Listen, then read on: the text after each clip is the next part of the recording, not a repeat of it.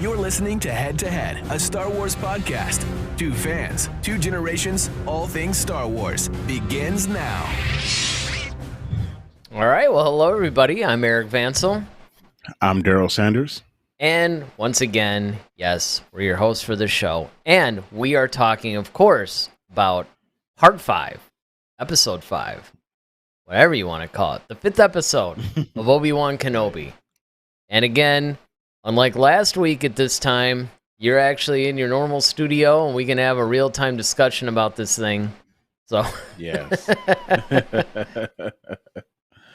So, yeah, I mean, this Indeed. one, I mean, for me, I don't know. I think this one was kind of a good return to form after a disappointing episode on the last one.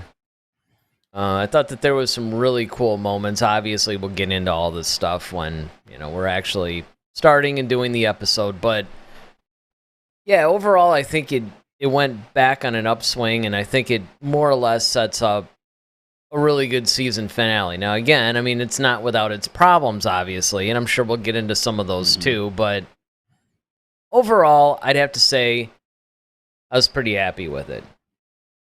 Some missed opportunities, but what about you? What'd you think?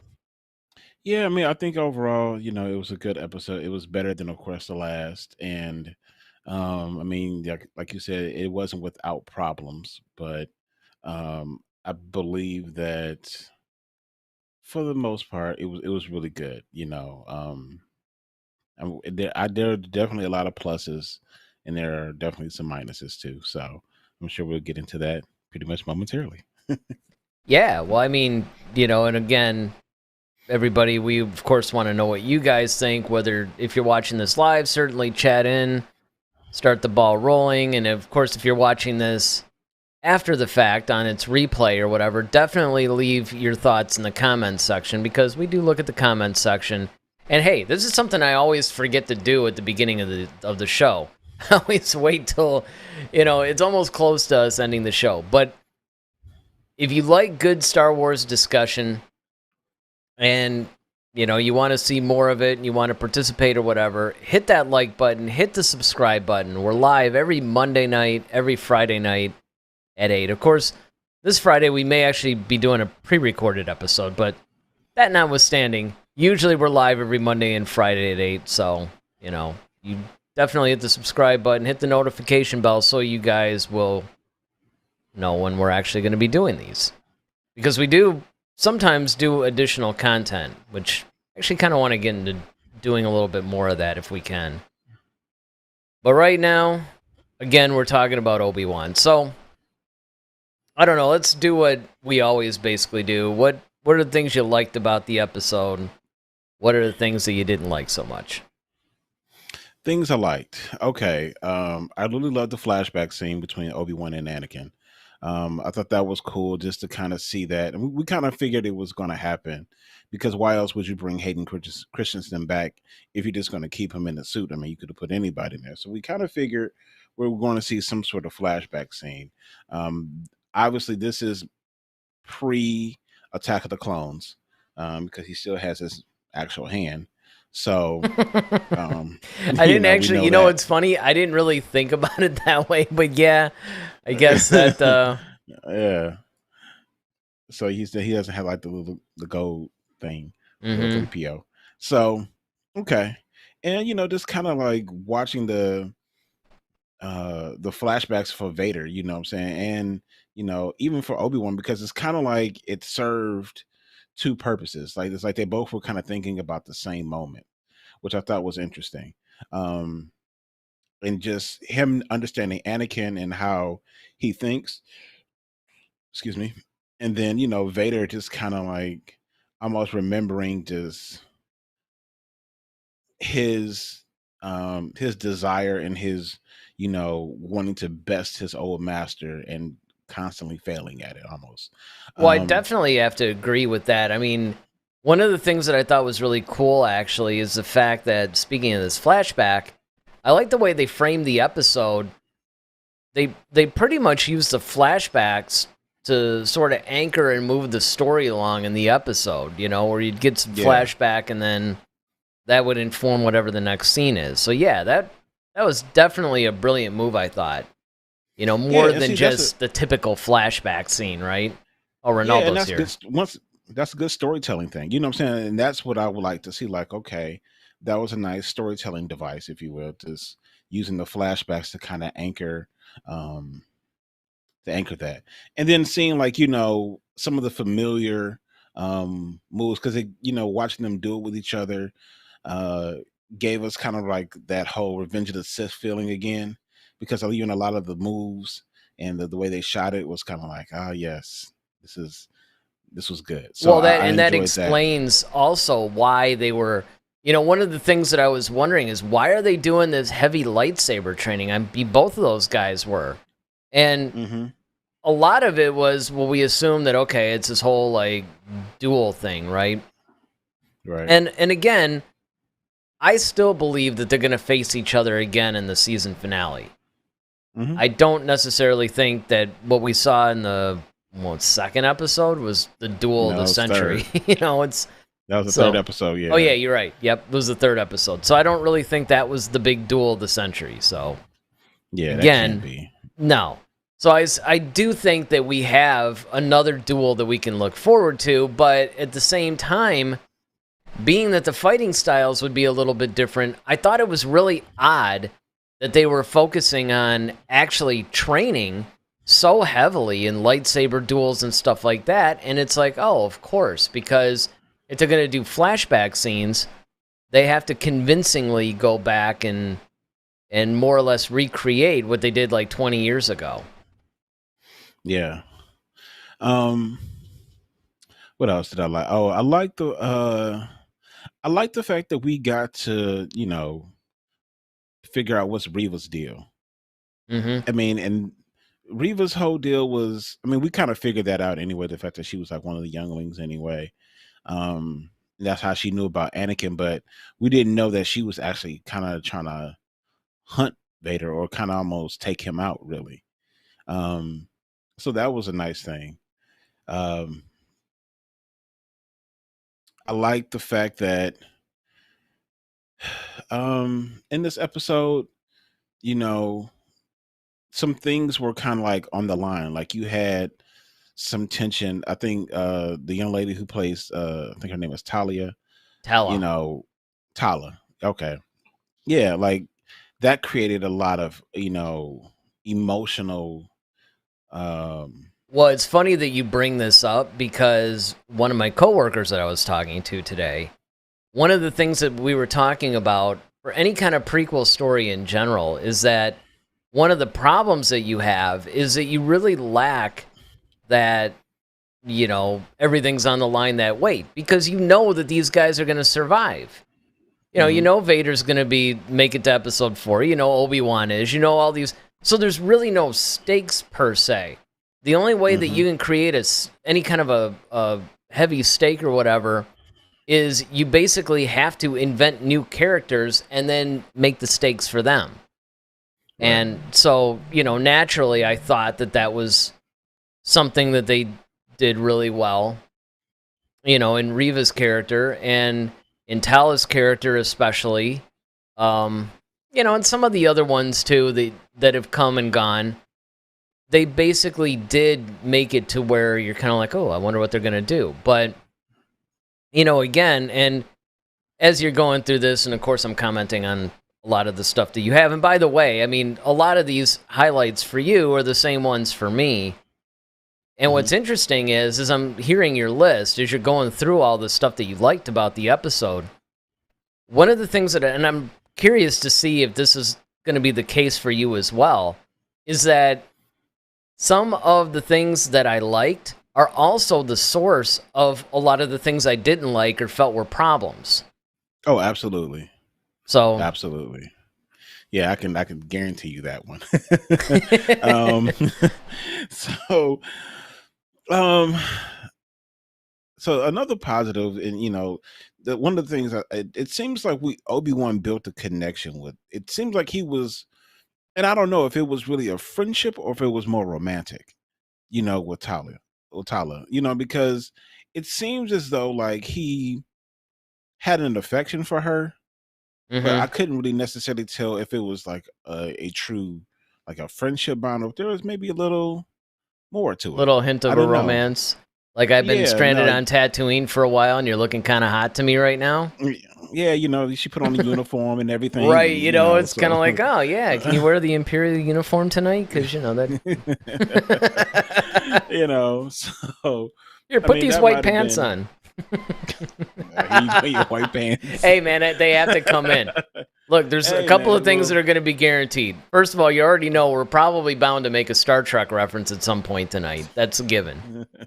And then, the other one is sometimes the white pants do come back out to, yes, exactly. But no, I agree with you. I think that they're definitely, I don't know if they were really trying to set something up or if it's maybe something that we were just reading into it, because it really is interesting whenever you deal with a male and female character that interacts. Of course, the first thing that everybody does is just assume there's going to be some sort of romance involved. Mm-hmm. And one of the things that I always thought was cool, and we've even talked about that, I wish I can remember what it was. We talked about something Star Wars related at some point to where we thought it was actually cool that they didn't go in that direction, that they kept it as a really cool friendship or a strong bond or something like that, that they didn't fall More into likely that. the Rise of Skywalker. It could have been. Because the only other thing I could think of would be maybe like Cara Dune and somebody, but I don't necessarily, we would have, That's I don't true. know. Yeah, we did. But I Yeah. mean, we may have though, I mean, there's so many examples of that where you just see that they just automatically will make, the male lead and the female lead or Yeah. whatever fall in love and all that Mhm. stuff. But I mean, I think that this is kind of cool because it's a little bit ambiguous. I mean, you don't really know what was going on in their head. I mean, you could just take it at face value and just say, okay, maybe there was a little bit of a mutual respect or something like that. You could even go in and read more into it and say, hey, maybe he had a little thing for her or she, him or whatever, but I guess we'll never know. Yeah. I mean, and one of the things I did like though was that whole the droid kind of like, it was weird. It was like the droid almost kind of had emotion where he was trying to protect her or cover her. That even gave though me she a already K2SO vibe it did. Yeah. tremendously. He even kind of looked like Absolutely. K2SO, honestly. I think it was supposed to be that same kind of droid. It was like a K2SO Bumblebee from like Transformers. Like, Yes. that's what it kind of reminded Yeah, me of. it did have a little bit, maybe a less of a, but I mean, that total, just the way that whole scene played out, that screamed K2SO to me in that ending Rogue One scene where he sacrificed himself. Which, Yeah. I don't know if I necessarily consider that a positive or a negative. Well, I would just say it was a nice thing because you really didn't. I didn't expect it from that particular droid, honestly, only because it couldn't talk. So you really didn't know. Yeah. With K2SO, you could tell that there was a kinship or a bond with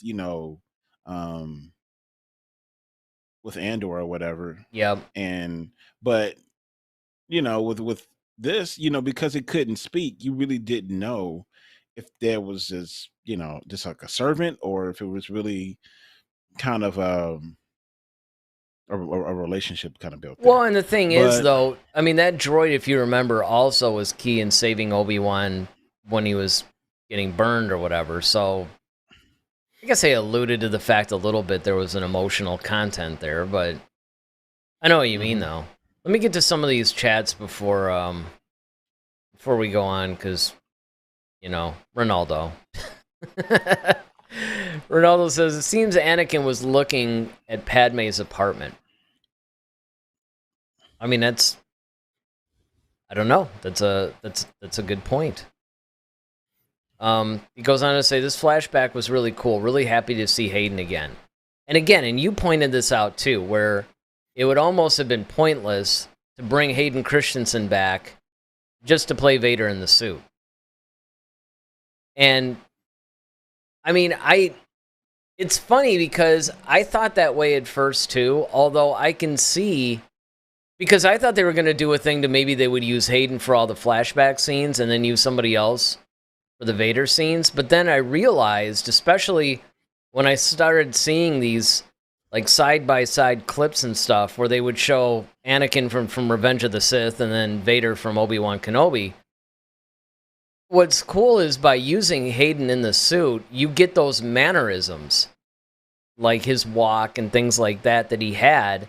And even though David Prowse has and always will have defined Darth Vader for all of us, I think it's kind of cool because by putting Hayden in there at this point, it somewhat ties together the Anakin transition into Vader, because remember, he's still not quite the Vader that we know in the original trilogy yet. There's still some of that Anakin left in him. He hasn't completely extinguished it yet. And so I think that was kind of cool that they chose to do that, because that was something I never really thought of. Yeah, and speaking of Anakin and Vader, this brings me to my conclusion pretty much of what I really liked, and that was, once again, Vader, how he, summoned third sister Oriva up to the, to the ship, basically like knighted her as the new Grand Inquisitor, and then his whole march on that whole facility, just watching him walk powerfully, into the place. And then, of course, when he finally got to the shipping area, just pulling the stupid thing, the ship down and ripping off the sides of the things with the Force. I mean, he was like really, once again, I just really love them showing the power of Vader and where he has grown, because the last time we saw him as Anakin in Revenge of the Sith, it was like, okay, you knew he was good with his lightsaber, and we definitely saw that.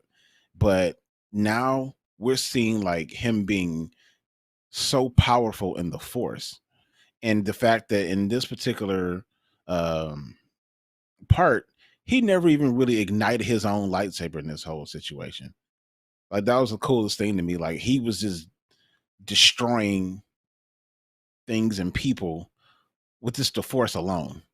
And that's one of the things that I really love to see, because I'm really was happy to see how powerful he really is.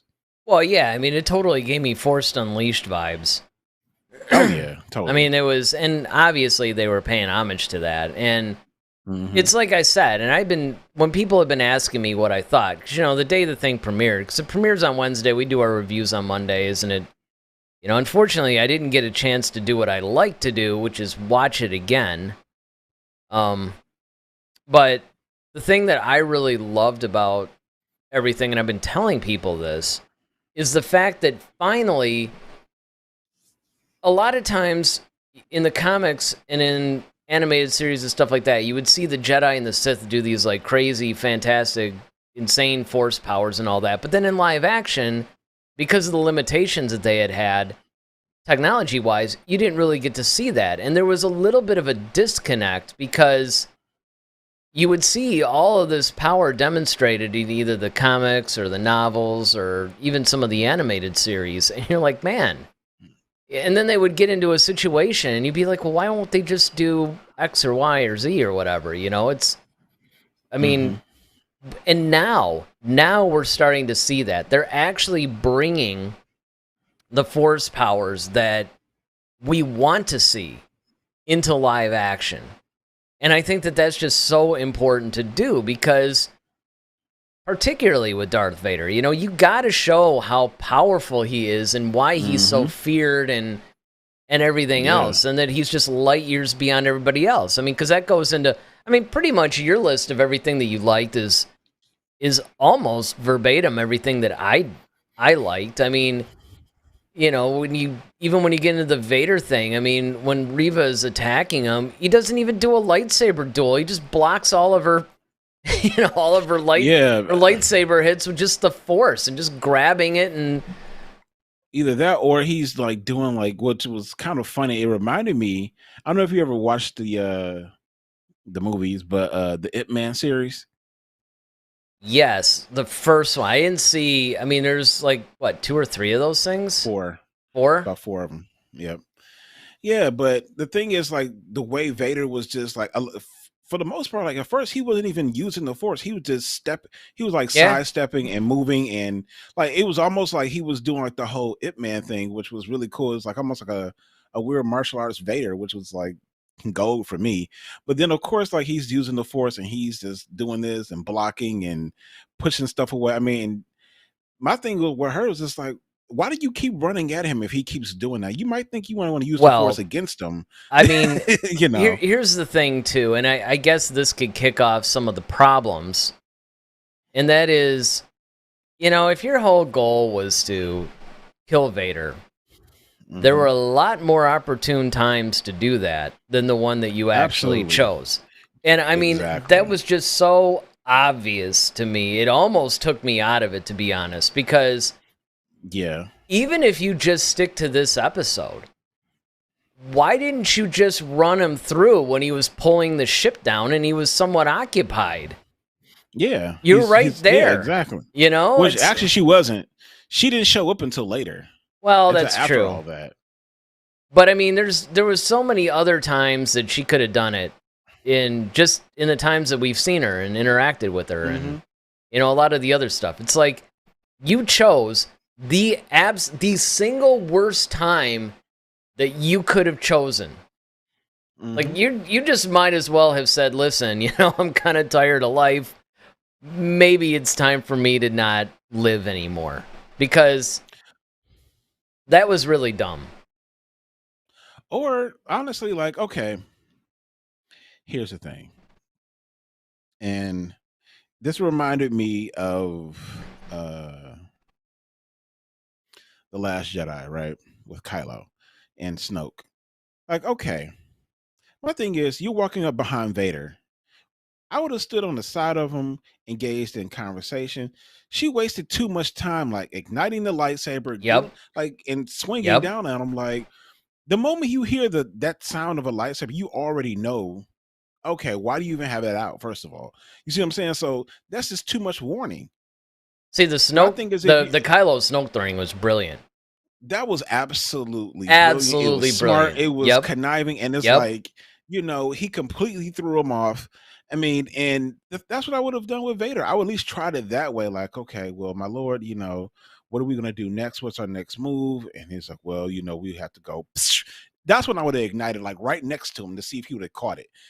I mean, if he would have still caught me, all right, fine. But at least, like, that's a I'd be better like, thing listen, than I think my lightsaber's kind of jammed here. Do you want to take a look at it real quick? And, just, I don't know, what do you could think have of this fixed some piece right here? And then just ignite it in his face or something. I mean, there's so many different ways that you can Yeah, handle it because, exactly.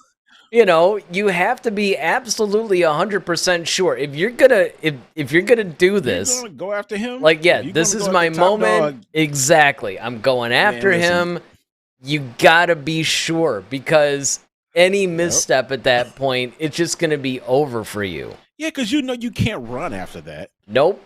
I It's mean, you just have to duel it. Either you have to duel it out, or you're about to get choked out. Like, you just know what's gonna happen. I mean, I will give it to her. I mean, she kind of went, okay, this is not good, but I'm gonna see it through, and it's just like, it's Yeah. You got no choice at that point. I mean, at that point, you're committed, you're all in, you just have to. Yep. It's like, listen, I mean, What do you do? what do you do? Yeah. But So, I mean, that whole was one of thing- my problems too. Yes, that was one of my big problems. My other big problem that I had was the whole conversation she had with Obi Wan. Like, I felt like,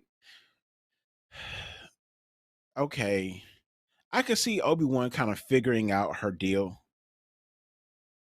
but then like she just seems like she just turned and was too voluntary with information at that point. I mean, I guess if he already kind of knows, but Well, and it's still I think like, one of Obi-Wan's strengths, because that conversation, that's one of those things, and this happens to me a lot in this show, where some of the things that I liked about the show are also my problems with the show.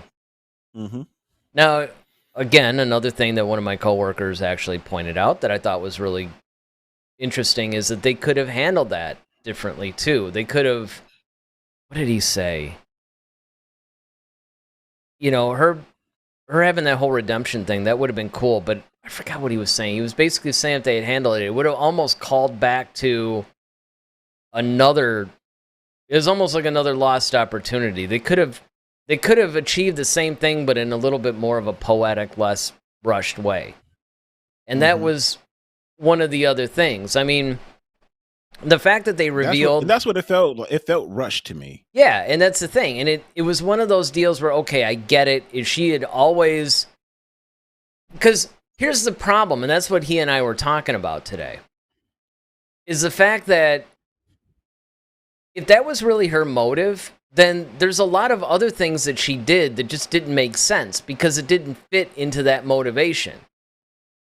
You know what I mean? It was almost like she was a little... the hands off yeah, people, well, it was just... I mean, I get it. It's like, you want to sell it and make sure that Vader just fully believes it, but there was just still some, with the attitude behind it and things like that, it's almost like this is something that writers and shows tend to do, or movies tend to do, is they're trying to mask something from their audience, but they're doing it more or less at the expense of the characters in a way, because if you just take all this stuff at face value, it's not a problem. But if you really actually start to think about it a little bit, you know what I mean? It's almost like, okay, if that's your motivation, it doesn't 100% jibe with everything that you're doing. Maybe on the surface in a way, but, Well, I get it. But I mean, I've also seen it where in a lot of different adaptations where I understood where they were going with it. Like, sometimes in order to achieve the goal, you got to get your hands dirty, right? Well, So it's sure, and like, that's what Andor is going to be all about. yeah. And the thing is so, for example, I could use one of my favorite characters of all time, of course, Batman. You have those movies where you have like undercover cops and like they're playing the role of a drug dealer, and sometimes you get sucked in too much into the light into playing this role that like you don't know where the line is, or you don't see. And again, that was once innovative. I'll even go with Miami Vice because that was actually most of, I think, the end of the 4th season and most of the 5th season, where Sonny basically, he hit his head or something like that, and he actually thought he was Sonny Burnett, and it was kind of like he didn't realize he was undercover at the time, and he thought that's who he was. But that's something that, flash forward, it's almost at the point where that's lazy writing now. Where it's, oh, here comes the cliche, the undercover cop is too deep, and it's kind of like, okay, it's cool, and I'm not saying it's not realistic, really. I mean, it happens, but it just seems like that's just where it always goes. There's more elegant ways that they could have actually done some of that. And especially the redemption part of it, it's like, okay, I get that she's... that was actually something that I appreciated. Again, it's kind of going back and forth between, okay, I like this, but I didn't like that. I did like the fact that the redemption part was not a cliche thing. Because I think you and I, when we first talked about it, thought that it was going to be, Obi-Wan somehow got to her and made her all like weepy, and she just, okay, I'm a terrible person, I'm going to come back to the light side. But no, it was almost like... Well, see, I'm glad they didn't do that, though. That's what I'm saying. I mean, that's what I think is really cool, is that the fact that they gave that redemption arc, but they gave it in a completely different, unexpected way. It's like, no, haha, I've always been cool. I've actually been trying to kill Vader myself. It's like, oh, okay, well, that's different. Yeah, I mean, and that's what I like the fact that like she's not trying to be redeemed. It doesn't seem like... It seems like she's already on the dark side. I mean, there's maybe hope for her, possibly, almost like a Kylo type of thing. Yeah, I never really But looked at it like that either. I mean, you could be right I in don't the think, sense of yeah, I don't killing think they were Vader really doesn't mean trying to. she's necessarily good, right? Exactly. It's just like she did a good thing for, I mean, for the betterment of society, but it wasn't because I'm doing it for the betterment of society. I'm doing it for my own selfish, like, okay, I'm getting revenge because you took the one family I had from me. I'm just doing this out of pure revenge. I'm not doing this to be good to save the galaxy. That's the part that I liked. It was the fact that she's not really trying to be a good guy or a good woman, PC today. But you she's not trying to be a good person. She's just really trying to just avenge or get revenge on what happened to her. And Obi-Wan at this time was just like, okay, well, we both kind of want the same thing, but that's why I love the fact when she said, like, but do you really want to kill Anakin? Do you really want to kill him? And and Obi-Wan was kind of like, no. I mean, he didn't say it, but his silence said it all. Like, I really don't want to. Even then, like, as much craziness and as vile as Vader he's seen Vader become, he still doesn't have like the intestinal fortitude to really necessarily do what must be done, so to speak. Well, But I mean, she I don't know does. about that though, because first of all, Padme told Obi-Wan, "Hey, listen, there's still good in him. Try to turn him."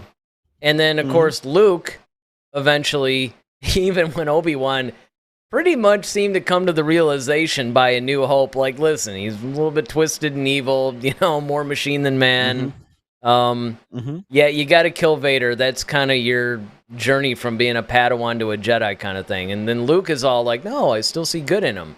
Just why I still love that meme that I sent you where, it had the two halves, and the top half is, even though Vader's killed like billions of people and all this, it's like, no, I see good in him. And then Kylo has a bad dream, and, basically, Luke tries to kill him, which is, it's kind of funny. But I think that maybe Obi-Wan is still at that point where Padme was before she died, and where Luke basically is that they can feel that Anakin, that conflict, that everything is still there.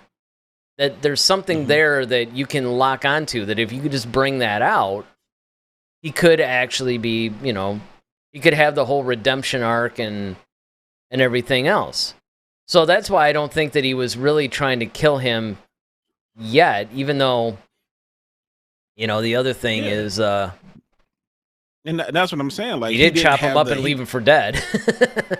I mean, but that's what I'm saying. Like, he still doesn't have the heart to really kill Anakin, but Reva does. She's like, I have no problems in doing it at all. And it's just that she just picked the most horrible opportune way to do it. But it's and that's what I liked about that whole moment where he's just like, okay, you're hunting him. Okay. And he kind of used it to his advantage in a way. That's why I love Vader's line. He was like, he was wise to use you against me. It's like, okay.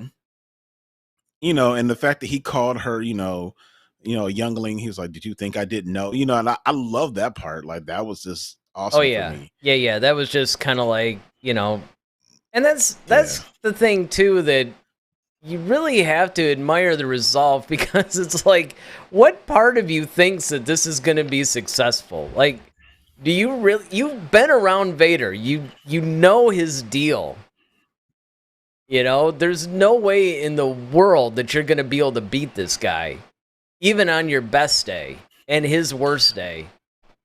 But that's the ambition, and that's the problem with the dark side. And I think that's what it shows you is that, you know, that Yeah, that it and clouds your everybody. judgment, basically. Yeah, and Like, you that's know what all the what? I still Inquisitors. think I got a shot. Yeah, the Inquisitors was trying to tell her that the whole time, and that Oh, was the thing yeah. I loved about it too. They kept saying, like, you need to chill out. Like, you're doing too much. You're trying to get in. Like, what are you trying to do? You think you're going to get in his good graces by and she had her plan all along, but once again, Vader being so powerful, being around Palpatine too, he's learned to read and see things that, like, okay, especially people that's around him, especially if you got force users around you, and he knows, like, okay, in the dark side, okay, it's the whole betrayal thing. So you think he's not going to be aware of that? Well, Because this he is wants to kill Palpatine. well, So sure, it's like, yeah. that's Well, what I'm and I saying. So mean, you think I don't know?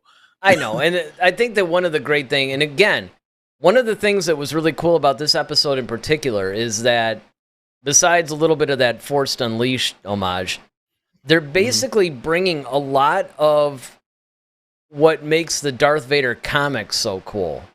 Like, actually, this is really a personification of a lot of the comic stuff, the conflicts that he feels that they're actually showing.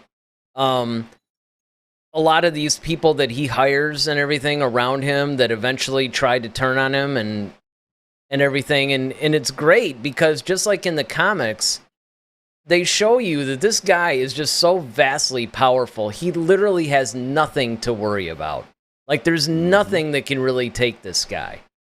And I think that that's just so cool, Let me get to some of these chats here, because I also want to get into a little bit of the flashback scenes, because even though I thought that was really cool, there's some problems, and I want to get to those. Definitely. But, I mean, dude, Ronaldo's like... Oh man, let's put it this way, there's a lot here. So he says, did you think it was weird that they didn't de-age Hayden? It felt weird the first time I saw his face, but I was so invested in the flashback that it didn't bother me at all. It was great.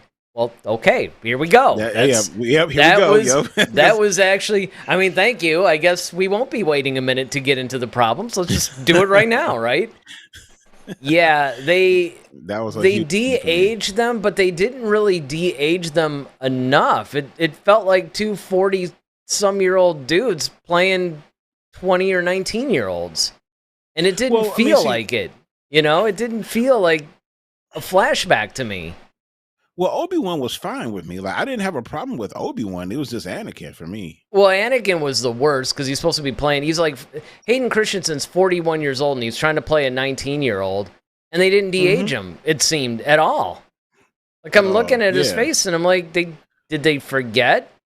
I mean, did the thing premiere and somebody was like, oh man, I knew it. I went to get some coffee. I thought I took care of it, I didn't finish rendering.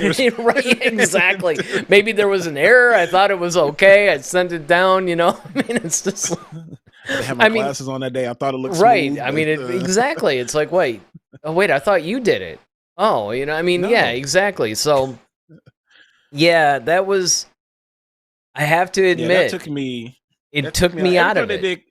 Every time they did close up his face, but everything else, like the dressing of him, his haircut. Sure, I mean, all that stuff was great. It totally looked like. But when they start doing like super close ups of him, I'm kind of like, dude, he kind of looks like he does now. This isn't selling it to me.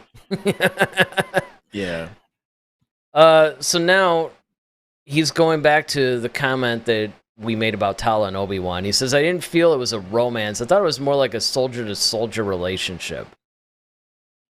I could see that. And again, one of the things about the whole Obi-Wan Tala thing is that, and I guess maybe I didn't really clarify it enough, but the point that I was making anyway was that you can read into it whatever you want because it's vague enough that there's nothing really defined, but at the same time, there were things that you can latch onto that if you wanted to say, hey, there might be a little bit of an attraction there or something like that, you could do that. But I mean, I would agree with him. Obi-Wan that I love about his character, honestly, I mean, I love this about him, is that, when it comes to his emotions, you still really don't know, like, for example, when we watched Clone Wars and they had Duchess Satine, right? Mm-hmm. Like, okay, that was his love interest, but you really didn't, like, when they were on screen together, you didn't always feel like they were just, not like how Anakin was with Padme. You see what I'm saying? Well, like, but if you remember, that was overt. Wasn't it season 7 that Anakin basically was calling him out on that? Well, yeah, but that's what I'm saying, though. But that's my whole point. It's like, well, you have these things for Duchess Satine, and he's like, yeah, but I keep things within basically Mm-hmm. like within boundaries and do, I don't let it interfere with what I have to do. And that's what I'm saying. Like, that's the cool thing about Obi-Wan is that no one will really know or suspect his feelings for Duchess Satine. Anakin, I mean, it was just basically like, I don't care. So it was really obvious, you know. Yeah. So that's one of the things. So even if there was a romantic thing with Tyler, like, you wouldn't necessarily know that, and that's why I made the statement I made. Yeah, and that's basically what I'm getting at, is the fact that, I mean, not only are they writing it that way, but just Obi-Wan's character, right? Like, his normal Mhm. character is really one that, even if he had these feelings, it wouldn't necessarily show. So it could be soldier to soldier, or as Ronaldo pointed out a little later, retired soldier to soldier. I mean, it could be a lot of things. He also says that Droid's death broke my soul. No. Yeah, I know. I was, like I said, it had a K2SO vibe to me. You knew He it was said, going to happen, yeah, because it's well, like, sure. you know. I mean, any droid that looks like that's gonna die. Let's put it that way. He says, I really like Tala and the droid. Tala and the droid. It kind of sounds like some weird 80s TV show. Mork And and Mindy. they're exactly, or Jake and the Fat Man or something. And their death was sad and emotional, but I think we needed more time with them. And that's something that I somewhat agree with, more so with Tala. I thought that maybe they just offed her a little bit too soon. I think that there was more they could have done there.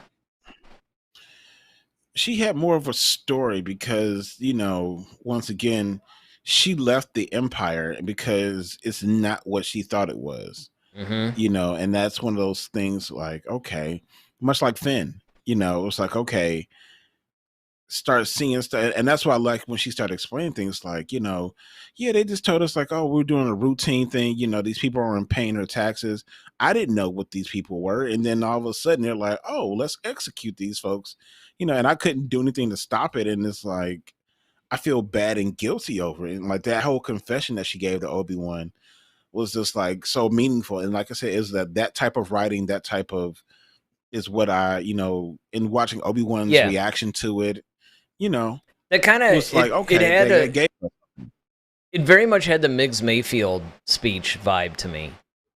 Mm-hmm. It was that same kind of raw emotional thing. And yeah, I mean, of course, I think this concept started in, of all things, Claudia Gray's Lost Stars, where a lot of the Empire are just people that work for the government doing their job. And when you actually get these people who see, like, hey, this isn't what it actually said in the brochure. This is a little strange and maybe a little evil and Shady. demented. Yeah. That's where a lot of Rebels came from, actually, you find out. When you delve into the comics and novels and a lot of the other expanded canon, you realize that a lot of Rebels, including Wedge Antilles, and they made it canon even in the new canon. Wedge Antilles was actually a TIE pilot. Mm-hmm. And he ended up defecting. Yeah, even Cara Dune, just like she was a jump trooper, what I'm saying? Another, and that's another thing too. It's just like, okay, she defected as well. And so, yeah, I like the fact that they all kind of have that similarity of like, okay, we got into this because we were just trying to serve our country or serve our government. And then we realized like, oh, wait, these people are actually yeah, they're a little bit on the insane side, and maybe we need to fight against them. Crooked. And of course, this is something that's being continued in the Bad Batch. So I do think that it could have been explored a little bit more. But again, it's sad, but it's not necessarily like it's bad writing. It's just you created this really cool character. There was a lot more that you could have done with that.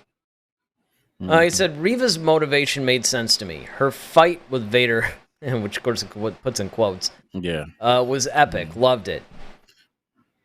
And yeah, that's, again, that was just something. It's really cool to see, to where it's like Vader's just going, you know what? I don't even need a lightsaber with you. That's how weak you are.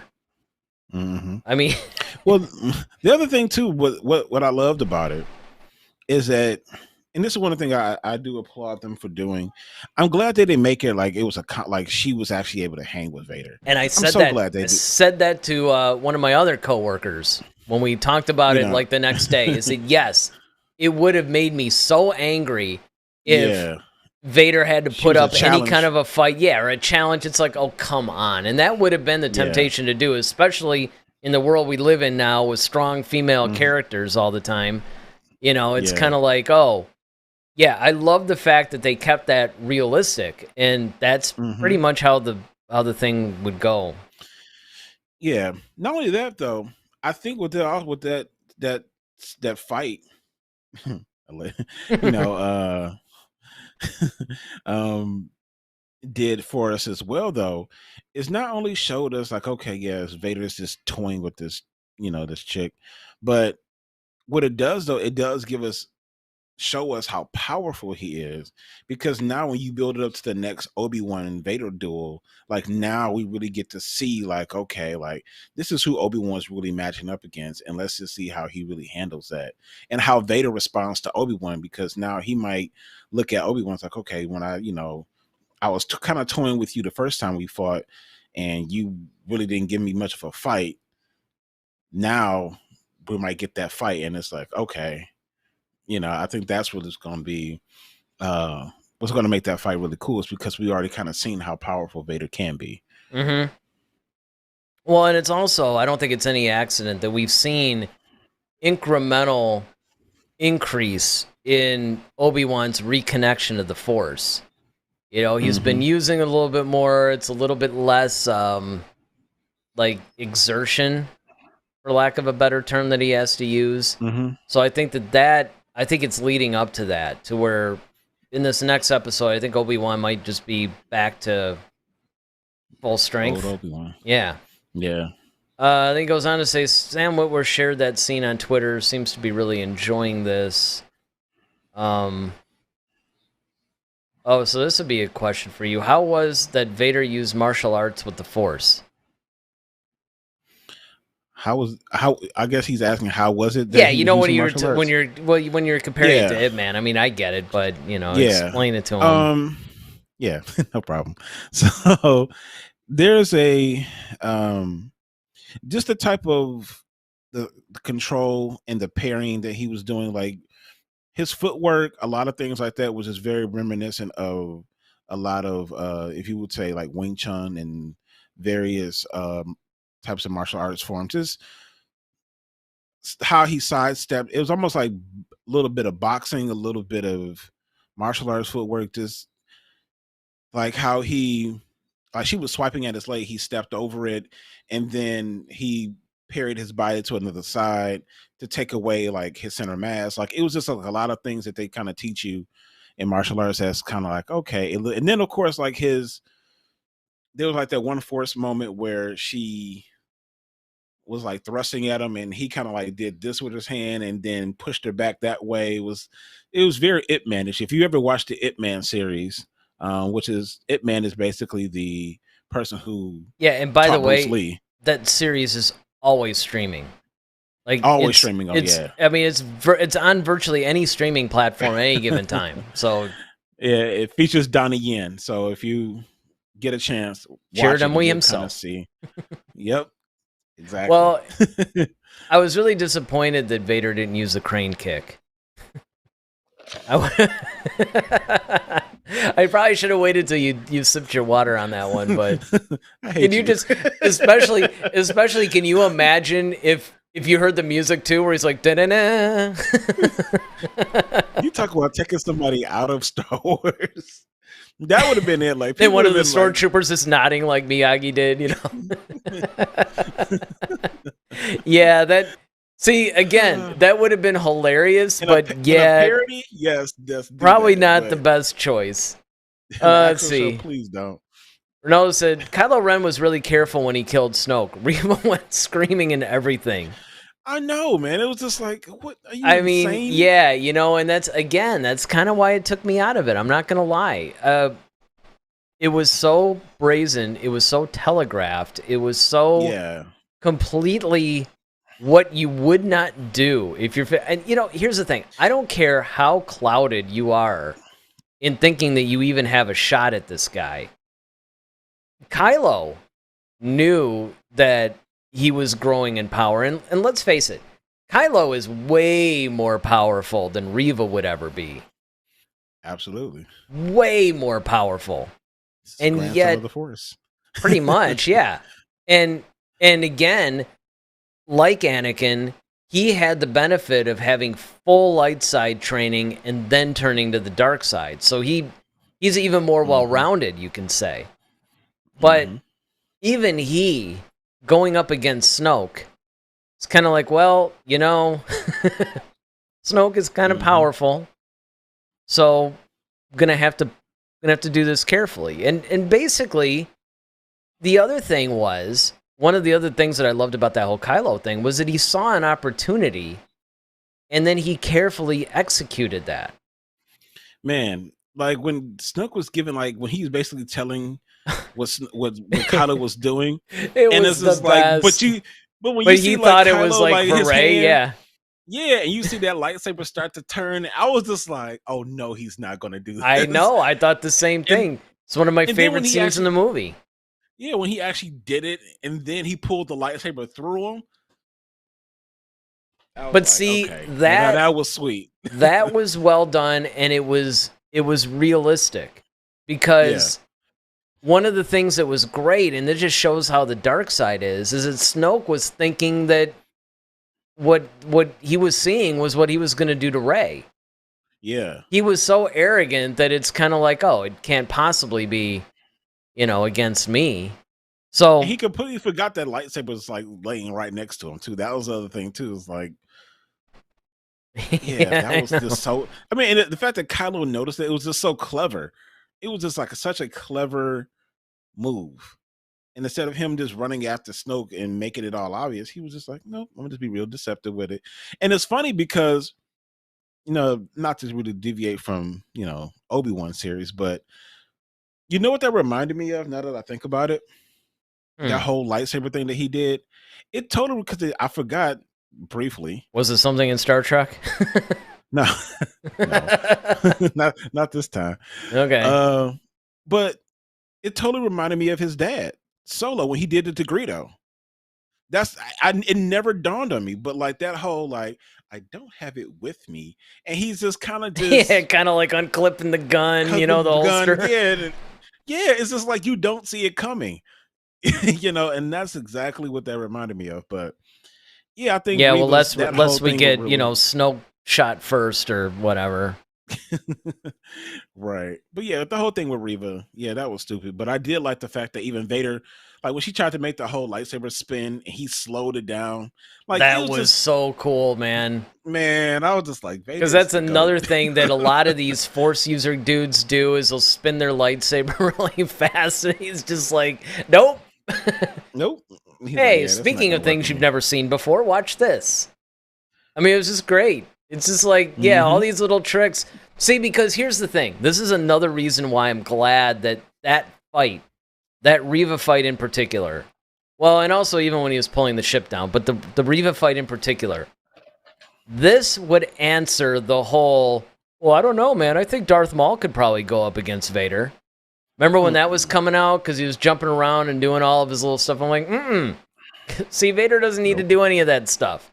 And if anybody did any of that stuff, he would just use the Force and make them their chew toy, basically. I mean, there's just, like, this guy's way too powerful.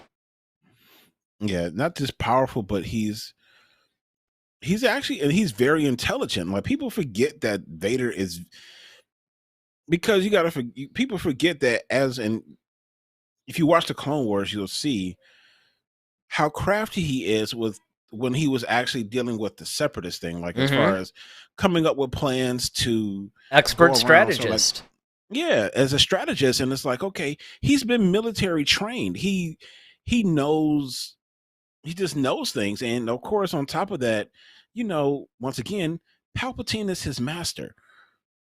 So once he got to the dark side, he had to learn the ways of the dark side. He didn't learn it from an Inquisitor. He learned it from Palpatine. Like, this guy is the most powerful Sith Lord out there.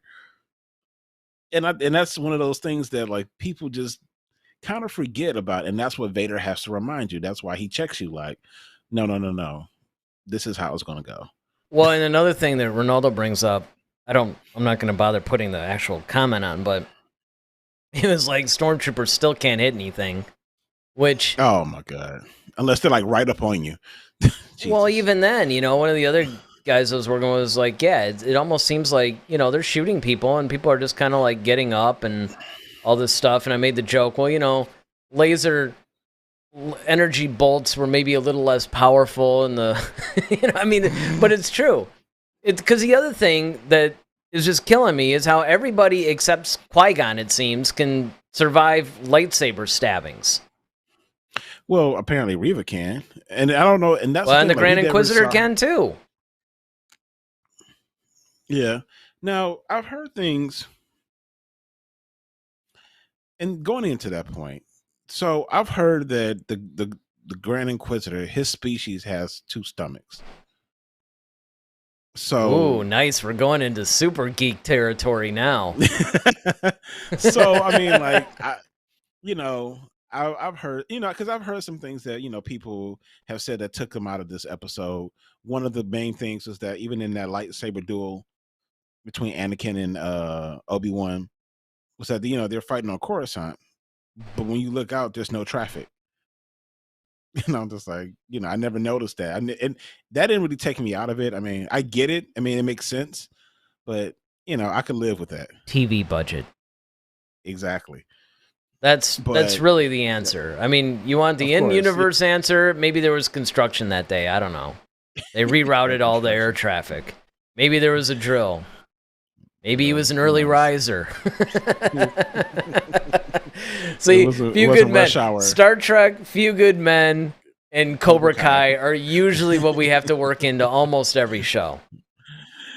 Yeah. Yeah, no, that's a good point, though. I mean, the Coruscant traffic thing, I thought about that because I actually, at first, was not sure they were on Coruscant for that reason. I'm like, is that Coruscant? No, it is a Jedi temple. Well, yeah, and as far as the 2 stomach thing on the Grand Inquisitor, I mean... Yeah, I've heard, like, that particular race has 2 stomachs. Hey, man, but Reva still survived being run through. Like everybody but Qui-Gon. Well, but once again, if you listen to the Grand Inquisitor, he gave his reason, though. And maybe this is one of those things that, like, because it's the same answer for Maul. They gave the same answer why Maul survived. It was because he was so enraged that it allowed, in the Force, it sustained him to stay alive. And, but with Maul, though, I just... Yeah. I mean, you're chopped in half and you're falling down a shaft. That's a lot of rage medicine. Yeah. I mean, it's just like, I wanna hang with that. I really do. I can hang with that maybe with the Grand Inquisitor, because the other thing that I point out a lot too, which is kind of silly, but I do point this out, is that it's gonna cauterize as it goes in and out, right? So I mean, there's, I guess you have a little. It's not like being stabbed with a sword or something. Yeah, I mean, like if you miss vital organs, you might make it or whatever. Yeah, but cut in half though. Yeah, I don't know. So much. Yeah, that's just. But my biggest, and I can't leave this episode of our show without speaking on the biggest thing that bothered me. Oh, do tell. Because I might have forgotten about it since it's been since like Wednesday. The biggest problem I had with this episode was the fact that you trust a 10-year-old girl to go up there and fix the roof. Like, first of all, this is good because I had forgotten about that, and I brought it up the next day after I saw the episode, because the problem that I had is that had been Luke, I would have been a little bit, and I think we actually brought this up a little bit on Friday. Remember when we were starting to get into our sort of like around the periphery of the review? And we're like, okay, we need to shut up and save this for Monday. I think I did bring that up because if it was Luke, it would make a little bit more sense because Luke he kind of inherited his dad's whole mechanical, prodigious ability to fix things, right? Yeah. Now, don't get me wrong. Even and like I said, I could understand Luke doing that like a little bit older, like maybe 13. Well, but think about it. Anakin was only 10. And I couldn't believe that either. I mean, because quite frankly, like I thought that was You're just stupid. like, you know what? All of it's stupid. Well, what about the Force, though? The Force could have been telling him which bolt goes where. Come on, man. I mean, like, let's like... Okay. You're gonna like, spontaneously combust in a minute. This is great. I mean, it's essentially you're basically telling me this 10-year-old like an MIT grad. Like, no, like, hey man, I do know for a fact though that there are little kids like that are really good at fixing things. Honestly, fixing things, but building something from scratch like that require, like, you mean to tell me this kid, like, you're messing with electrical stuff? You mean to tell me you understand polarity? You understand, like, okay, well, why, like, there's super advanced level stuff that you're doing here. This is not like, oh, okay, I can, What are you talking about when he rebuilt 3PO or something? Wheel. No, I'm talking. I mean, but that's another thing too. Like, okay, are you talking about Leia? I'm talking about Anakin building. Yeah, what are you talking about? A pod racer. I'm talking about Leia. Like, she's never been in this facility before. I could see if it was like on Alderaan and maybe she's like something happened before and she remembers like, oh, okay, if you just do this, it might work. Okay, I could hang with that possibly. But you mean to tell me this girl has never been in this facility before? You send her up on the ladder and you just send her into this little this whole like IT mainframe, and she's just walking around like, shh, I can't figure it out. You know what? Just be quiet. I loved it. Like, I love the fact that it looked like a total typical IT closet. I love that. I thought that was awesome. But I do agree that, she's all like moving wires out of the way and plugging this stuff in, and it's like, okay. Nothing's labeled. She's just like, oh, nothing's labeled. I mean, come on. Well, like, but here's my point, though. Here's my point. Now, the Anakin thing is debatable because when you're, like I said, I have known of kids that have possessed incredible knowledge at a young age that could do these like crazy feats. I'm willing to accept it in Star Wars because, again, it's kind of a fantasy thing. Okay, this kid is just some natural, gifted, weird, force-using mechanic or something. And because of that, I could say, okay, maybe Luke takes after that or something like that because we've seen evidence of it. Before the SJWs go insane, it's not because Luke is a boy and Leia's a girl. It's because we've seen that that's what Luke does, right? Yeah. Luke fixes things. Luke is always tinkering with stuff. So I can see that. Leia, on the other hand, is more the whole diplomat. I can see the first episode when she saw right through her cousin and she's like seeing through everybody. That makes sense to me because that's kind of like her superpower. Right. But yeah, when she's going into this strange thing and like, oh yeah, I know I can. See, it would have been better if somebody had to explain to her what to do. Like if somebody said, hey, listen, go up there, right. Because they couldn't fit. Right. Yeah, like because they couldn't fit. She had like a little earpiece. Exactly. You see a red wire. Like, okay. Even without the earpiece, if you just said, listen, there's like this red wire, go like the third port from the left or whatever it is, right? Even if you just did that. But the earpiece would have been better. Yeah, because the other thing that sort of took me out of it, too, that was related to that whole scene, was the whole ship behind the ship that Vader destroyed taking off. I did like the whole, hey, it's almost like a callback to there are alternatives to fighting, when Obi Wan basically gave like kind of a spin on that line. But I thought that was a little far-fetched. No, okay. I know, and a lot of people, even I've watched online, a lot of people had issues with that scene because they felt like, okay, well, why didn't Vader just pull that ship down like he did the first one? Like, or Or how how did did he Vader not see it? not see? Well, because, and I can explain that. One, okay, and they kind of alluded to it ahead of time when Obi-Wan said, well, how do you know this plan will work? He's like, because he will only see me. See, the thing is with the Force, and like I said, I don't know exactly how it works because, quite frankly, people in Star Wars don't even know how it works. But I will say this though, like, That's not how the I'm Force sure works. I'm sure he could sense life forms. Like he Yeah. could feel like, okay, because as he was marching, because he was like, okay, I'm gonna bring him in myself, and that was his whole thing. He was so focused on Obi-Wan, right? And then he gets in there, he senses Obi-Wan is back there, and he senses all those other people. It's just that when the ship took off, I mean, if you're still sensing a presence of people there, and the ship is leaving off, well, I'm going to think they're on that ship. So I'm going to pull that down. And he was so focused and so enraged. That's why he's yanking up the side of the stupid ship off, because he's so focused on just trying to get Kenobi that he's not thinking about, okay, maybe there, and the fact that there's another ship there, and that ship took off really quick. Like, it's not like that one, it was just taking off as Vader was getting there. Vader snatched that ship down. By the time he snatched that ship down, the other one was pretty much out of there, like almost, Well, I mean, I'll give it instantly. I guess I could give that a free pass, but still, let's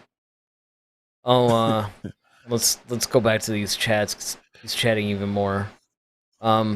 Says, but I'll give this to her, meaning Reva. When they were fighting, I love the quotes. She tried to attack him in his back, and Vader can't turn around fast enough because of the suit.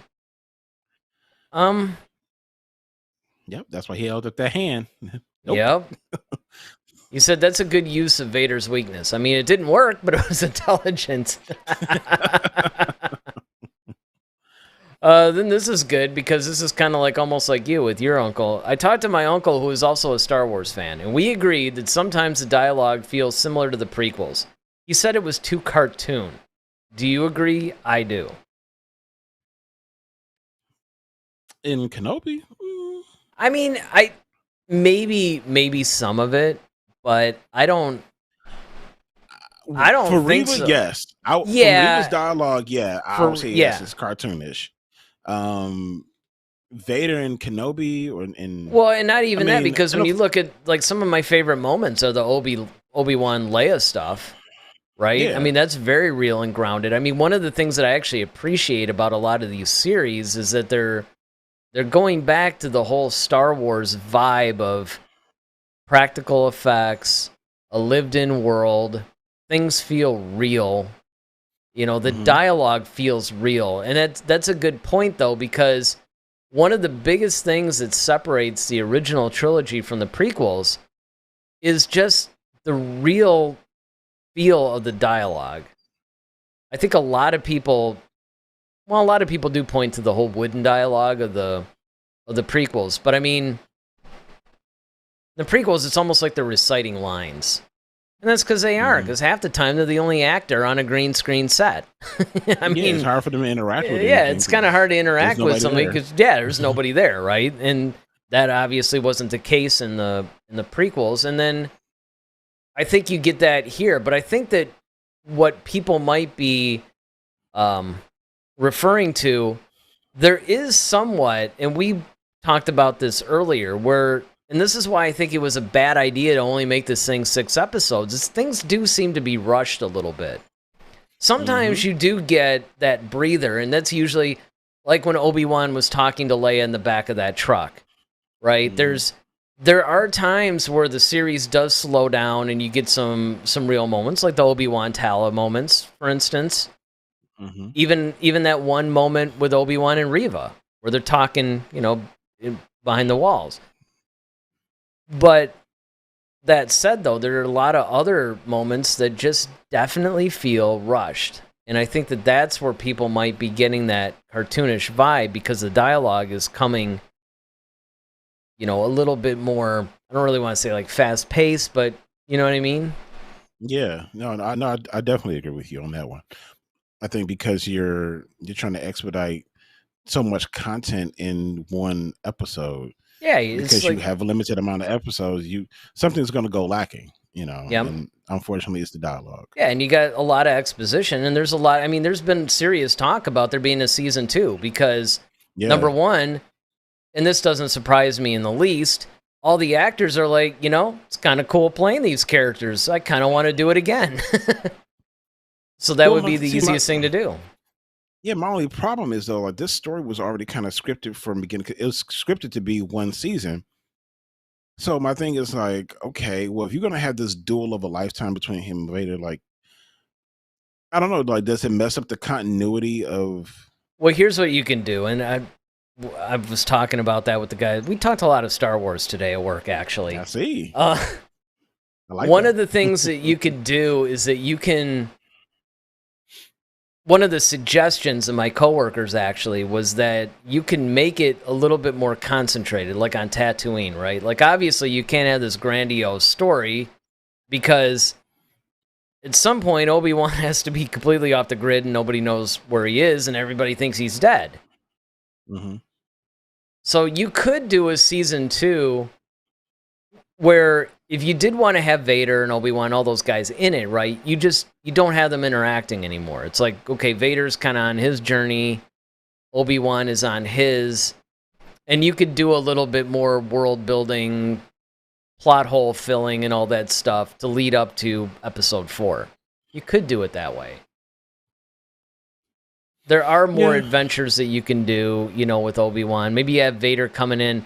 Again, they don't necessarily interact, but maybe whatever Obi-Wan's involved in, Vader's still kind of pulling the strings, but he doesn't realize that Obi-Wan's there or something. Or, I mean, look at how much time we spent on Tatooine with the Book of Boba Fett. Hmm. Because they had like, okay, we're gonna take over this like spice train or something. Which, of course, that scene very much reminded me of the train scene in Solo. Solo, yep. And you could do stuff like that. There's a lot of adventures you can have on the planet. I mean, it's kind of like I point out, everybody's kind of like, oh, we're stuck on this planet. It's like, well, there's a lot of movies that are made that take place on Earth, I mean, there is that. Ronaldo says, I don't think she wants, talking about Reva, wants to kill Vader because she's good. She wants revenge. She's still evil, but this is Star Wars, so she'll probably turn good. That's a really good question. I don't actually suspect that she'll ever. I mean, I guess she could, because remember, and now that we're getting close to the final episode, which is coming out in 2 days, basically. Hmm. Remember that one spoiler that was a rumor where Reva does turn good and she ends up sacrificing herself or something like that. What percentage do you think that is a possibility at this point? I'll probably say maybe 70.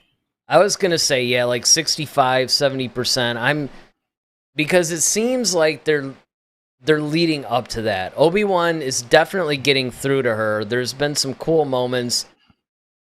There have been some really cool moments, actually, between Reva and Obi-Wan through the whole series. But I really like that dialogue that they had in this episode. I like the first one. Obi-Wan. I don't know why I just like that, but I know it's cool. That could be your ringtone. But so this whole thing, okay, we didn't touch on this, but I know every time on these episodes, dude, I always think of 10 things I didn't bring up. So the whole Bail Organa, sending that message to Obi-Wan, one, that was kind of stupid. Very stupid. But it's like, okay, you don't know where he is, if he has his community. What if he got taken by somebody? See, I mean, anything could have happened, but and you're mentioning, and you're talking about oh yeah, I'll go to Tatooine and watch over the board. But see, my thing is, as Reva's listening to this, do you think she really understands what's happening? No. No, I Like, don't okay, think she understands what's okay. happening. I don't think it would be that hard for her to figure it out eventually. But yeah, that was probably the dumbest thing ever. And it reminded me of something that, again, we were talking about at work today. Believe it or not, we actually did get work done. But there was some Star Wars talk. That's all I'm going to say. We've done it. Yeah. We've been at work, just working hard, but still talking Star Wars. Yep. But I mean, because before we turned our attention to Star Trek Strange New Worlds, of course, we exhausted the whole Obi Wan thing. There's the route. Okay, there's your Star Trek mention. But there was a lot of, in a way, almost, I'm trying to think of what it was that we were talking about today that was just so, it was kind of online with that, right? Where Bale basically telegraphing his whole plan. And, you know, there's a lot of things that they have to do to push the plot forward that just don't make sense. And they could do that in a lot of different ways. They don't necessarily have to do it in the way that they're doing it, but I don't know. I don't think that Reva's ever going to really find out about it. I mean, because honestly, there's really nothing there that would, you know, you would almost have to know that Anakin had children and that Obi-Wan was, I mean, there's like a lot of missing information there. Mm-hmm. Oh, let's see. Ronaldo says, I don't know if I'm alone in this, but those flashbacks with Anakin killing little girl Reva was a bit hard to see for me. Well, it's funny because, you know, that reminds me of I like the whole expansion of, now we get to see a little bit more of the expansion of the scene where he goes to the younglings and ignites the lightsaber and then it cuts away. Mm-hmm. Well, we get to see what he actually does. And, you know, of course, Padme's like, oh, you're killing younglings and I can't, you know, I mean. So I thought that was cool to really actually put forward why Reva's so emotional about all this stuff. And it also shows how far Anakin had actually gone. I was one of the people, and I don't know if we ever brought this, I'm sure we brought this up in some show over the 3 or whatever years, 4 years now, I think we've been doing this, where I kind of wish they had shown Anakin. Yeah, it doesn't have to be graphic, where you see like little kid arms and legs flying off and, you know, all this stuff. But heads being lopped off. Right, exactly, you know. But I mean, if they had shown a little bit of him doing that, because to see Anakin, almost like he did in on Mustafar. Yeah. If they had shown basically that, right, yeah. And just shown basically a PG-13 version of that with him killing the younglings, I think that would have really illustrated just how far this guy has fallen. I mean, not only are they fellow Jedi, but they're kids. You know, it's just like the women, the children, I slaughtered them like animals almost. There was a lot of foreshadow there with that sand people thing. Mm-hmm. So, well, in a way though, I mean, hate to make this, you know, like true to life, but in a way, it's probably good that they didn't, considering, you know, unfortunately, with a lot of these school shootings and all that stuff. Yeah, I know. It's like, probably, people might feel a little way about that. Yeah, but it's with the lightsaber. See, if it had been with a blaster, that would have been a completely different thing. But yeah, but I mean, yeah, if it's a lightsaber, it's okay, because it's like, well, you know, he's killing kids, but he's using a lightsaber, and we all love that. So Ronaldo says, I think in next episode, Reva realizes that she can't kill Vader. I think she realizes now. So now she'll try to kill his son for revenge. But see, again, how is he ever going to... First of all, you got to remember, Vader doesn't even know he has a kid. He doesn't learn that until he learns the identity of the one that blew up the Death Star. And honestly, that's the only reason... That out until Empire. Huh? He doesn't find that out until Empire. Well, I mean, it's basically after, it's really in between the two. Well, in between. Because one of the things that I really appreciate is how the comics have gone into this. But what pretty much happened was, he obviously had a vested interest to figure out, hey, who's the kid that blew up the Death Star now? Yeah, because he And felt the force with him. That's right. the only reason why he wanted to figure it out. And he wanted to figure it out, and he wanted to, be like, okay, this is a little wonky, right? So he figures it out, and he, once again, because the geniuses didn't change his name,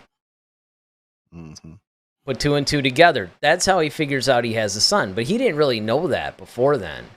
So there's really no way that Reva can find that out. I mean, unless she had interrogated Bale or Owen or something like that, there's really no way. And there's not even any motivation for her to even... I mean, I guess you can maybe make the argument like, well, you can find out, hey, why is Bale talking about this little Tatooine kid to Obi-Wan? What's so important about him? But you can... That would be easy enough to sidestep. She would never know, I don't think. So I don't necessarily think that that's a thing. And then basically he says they made a Darth Maul with the Grand Inquisitor. Yeah, I don't know. We kind of knew that was going to happen because I remember when we were even saying at the end of episode 2 when she killed him? Yeah. We thought that was a little early. Like, okay, you're bringing this character out. He's kind of cool, and you're going to kill him off? I don't think so. He's coming back, and he did. Then he goes on to say, to be fair, the Sith or other dark side users are always trying to kill their masters when it's obvious that they'll fail. Yeah, I would agree with that. I mean, I think it goes very heavily, Daryl, into what you were saying about the whole thing, and that is that they get so blinded by the quest for power and the arrogance that they start... It's almost like they're not using good judgment, right? They're starting to think like, well, you know what? I think I can take them, actually. Yeah, they're drunk with power. I mean, that's essentially what it is that their drunkenness has inhibited their other faculties. Like they can't think about... All right, but let me just put something out there to you because I'm curious on what you're going to say. And Ronaldo, you can chat it in, even though we're probably not going to get to it for another 20 minutes because of all the other chats you put in that we're talking about. But here's the thing. I digress. So, don't you think, though, that even if you're drunk with power and you're thinking like, hey, man, I think I can take the guy, don't you think there might be a little extra step, though, before somebody like Vader? Like, I mean, it's kind of like, okay, man, he's Darth Vader. He's obviously very powerful. You don't think that maybe you might go, okay, I'm kind of feeling it, but I really need to be sure. Kind of like what Kylo Ren was doing with Snoke. Kylo wanted to kill Snoke for a while, but he wasn't. He knew, like, okay, listen, this guy's next level Sith. I need to, I need to think about this for a minute.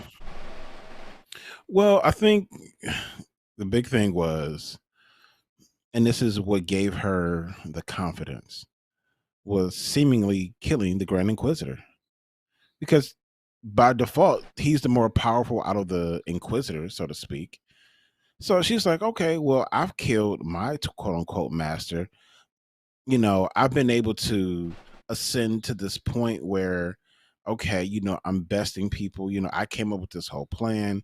Like, even though Obi-Wan got away from me, like, I still had a contingency where Vader even had to recognize it. Like, okay, apparently I've underestimated you, what I mean? So it's like, okay, she keeps getting, and then of course, Vader bringing her up on the ship.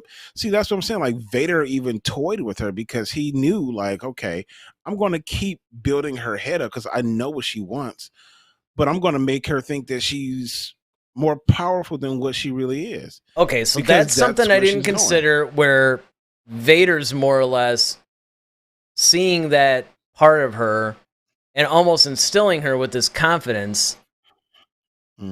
I can see that. I'm going to skip ahead here because Matt K just texted something or messaged something that is pretty much in line with what we're talking about. He says, Reva could have realized that since she let Kenobi escape again, Vader would kill her if she didn't strike in that moment.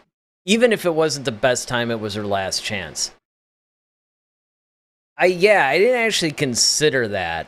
Well, but did she really let him escape? Because Vader technically let him escape. Yeah, but I mean, remember that she was the one that said, yeah, I got him I put him in like this holding thing or something like that. Because when Vader was like, okay, where is he?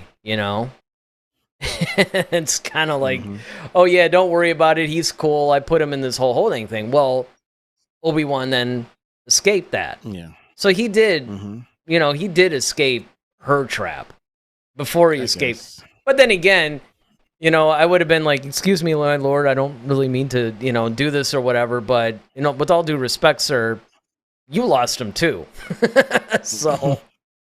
Yeah. It's like, well, I mean, when I last left him, he was in. He was but a learner? I didn't. No, right. when I last saw him, he was contained. Like, that's he had true. No weapon. Technically, it was not. It was the stormtroopers. I told you fault. We should never have done that. We should have kept the clones. But yeah. So let's see. Ronaldo goes on to say, I think they didn't de-age them at all. Like I said, I mean, it did seem like maybe they de-aged Ewan McGregor a little bit, but it wasn't. Yeah. We've talked about that. That's crazy. Okay, he says, correct me if I'm wrong, but Anakin's moves were the same he used in Revenge of the Sith, right? If you're talking about I think he's talking about the flashback scene. The flashbacks, yes. Yep. So I think that the next thing, and again, I don't really see a follow-up to that one. I mean, don't get me wrong, he's got a bunch of them, but I think what he's getting at, and Ronaldo, again, you can chat in and correct me if I'm wrong here, but I think what he's getting at is that this is supposed to be like pre-Attack of the Clones, and he's starting to use his more Revenge of the Sith-y type moves. Well, I mean, that's his fighting style, though. Yeah, but he's not as advanced yet, I think is kind of the point, though. It's kind of like, one of the things that was cool about Revenge of the Sith was that he obviously got better battle. Because remember, Attack of the Clones. The Clone Wars is really what brought Anakin to the whole, okay, now I'm super powerful. I've had a lot of experience because I've been at war. Right. So. Well, I mean, but that's what I'm saying. Like, so when you look at his defeat in this particular episode of Kenobi, yeah, he was defeated because he hadn't perfected that yet. But that's why when you see it again in Revenge of the Sith, that's why Obi-Wan had a harder time defeating him because he got better. Even with those same moves, it's like even though he knew what they were, it was harder for Obi-Wan to actually defeat him. And by that point, too, he's also fueled by the dark side at that point. So now those moves are... Yeah, and he's making some weird things. Flying around. Yeah, no, I got a couple of flies around here, too. It's like welcome to summer. I'm sitting there. Usually I get these masked hunter assassin bugs. I get like one or two of them in this room like every night now. Like between June and the middle of July, I get these things. And I mean, they're kind of freaky because they look and they sort of buzz around like wasps. And they're harmless to humans. I mean, they will, if they feel threatened or whatever, they will bite you. And I guess it feels like a bee sting or whatever. But yeah, I feel your pain. But yeah, that's my whole explanation for it. Is just that I mean, I don't disagree with you really. It's just, it's just an observation that I can see. He says at the end, the ship's hyperdrive was damaged. Maybe that's how Vader will get to Obi-Wan. More than likely. Yeah, well, this is something that I guess this is a good time to bring it up. How long do you think this final episode's going to be? This one has to be like a full 60 minutes. It can't be any of this 41 minutes. I would even say like an hour and 15 or, I mean. Yeah. I mean, honestly, I honestly thought they were going to do like the kind of how they started with 2 back to back. I thought maybe they may do 5 and 6 together or something like that, or but at least this has to be like a full 60. Because honestly, we really haven't gotten truly a full 60-minute episode. Are you sure? I thought one of them was. Well, 1 and 2 was. I mean, you're right. They do. Well, I mean, they do actually. They'll hover usually around 40 or 50 minutes. I mean, they're longer than a lot of the other ones. But yeah, you're right. There was one that was like 38 or something. I think one was 41, the other one's 45. So, yeah. but I mean, like, give it like hitting 60 minutes. See, that's what I'm saying. If they would hit 60 minutes every episode, that This is would do kind it of for a me. funny comment from Ronaldo, actually. He says, imagine that before Kylo killed Snoke, he would have asked, Supreme Leader Snoke, have you heard of the tragedy of Darth Maul?